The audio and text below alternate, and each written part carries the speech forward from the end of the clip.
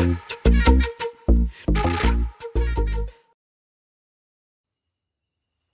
Friends, आज चलिए एक कहानी सुनते हैं।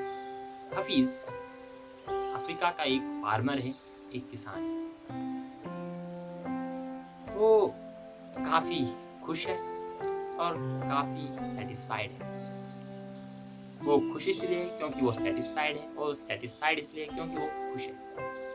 एक दिन एक अक्लमंद आदमी उसके पास आया और उसने कहा,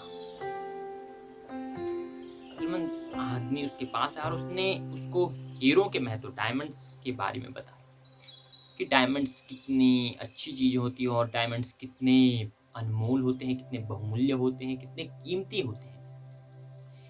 उसने हफीज को बताया कि भाई, अगर तेरे पास एक अंगूठे जितना बड़ा हीरा है तो तू पूरा शहर खरीद सकता है, और अगर तेरे पास एक मुट्ठी बराबर हीरा है तो तू पूरा देश खरीद सकता है। अब वो अक्लमंद आदमी तो चला गया, लेकिन उस रात हफीज ढंग से नहीं सो सका क्योंकि वो असंतुष्ट हो चुका था। सुबह उसने अपने परिवार की देखभाल के लिए सारा इंतजाम किया और अपने जो खेत थे वो बेच दिए और हीरो की खोज के लिए निकल पड़ा। उसने जगह जगह हीरो की खोज की, लेकिन उसे नहीं मिले। उसने यूरोप में भी खोजा, कई जगह खोजा, कई देशों में खोजा, पर उसे हीरे नहीं मिले। आखिरकार वो शारीरिक, मानसिक और आर्थिक स्थिति से बिल्कुल टूट चुका था, निराश हो चुका था, मायूस हो चुका था। अंत में उसने बार्सिलोना की इधर एक दिन खेतों का जो नया मालिक था वो सुबह अपने ऊँटों को खेतों के पास में, हफीज के जो खेत थे उनके पास में एक नाला बहता था, उसमें पानी पिला। अब जैसे ही सूर्य सनराइज हुआ, सूर्योदय हुआ, तो सूर्य की पहली किरण नाले की दूसरी ओर पड़ी एक पत्थर पर पड़ी। पत्थर चमकने लगा।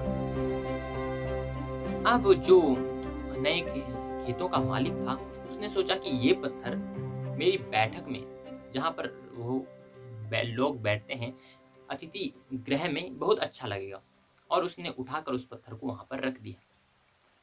अब दूसरे दिन जिसने हफीज को हीरो के बारे में बताया था वो आ गया और उसने पूछा, क्या हफीज वापिस आ गया? तो उस आदमी ने पूछा, क्यों ना, हफीज तो वापिस नहीं आया अभी।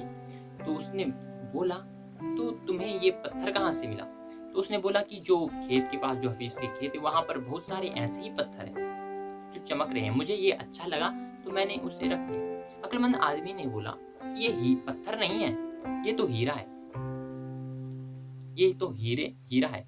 फिर उन्होंने उस नमूने को जांच के लिए भेजा और जांच के बाद यह पाया कि ये हीरा ही है।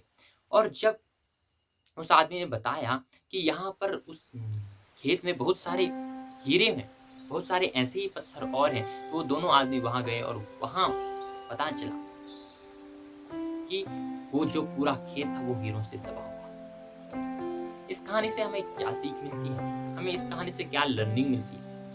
फर्स्ट लर्निंग तो ये मिलती है कि हम हमेशा दूसरों के पास देखते रहते हैं कि उसके पास क्या है, दूसरे के पास ऐसी चीज है, दूसरे की चीज हमें सुहावनी लगती है। वो बोलते हैं ना, दूर दूर के ढोल सुहावने लगते हैं। तो ऐसे ही हम ये नहीं देखते कि हमारे पास क्या है, हम उससे क्या कर सकते हैं। हम हमेशा दूसरों के बारे में, लालच में आकर दूसरों के बारे में देखते हैं। दूसरा, कभी मौके नहीं गंवाने चाहिए।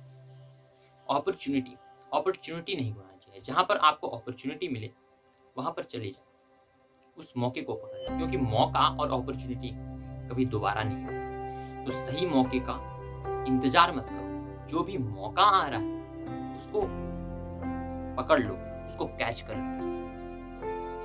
कई होते हैं मौके को छोड़ देते हैं। मौके की तलाश मत करो, मौके आएंगे। पॉसिबिलिटीज ढूंढो।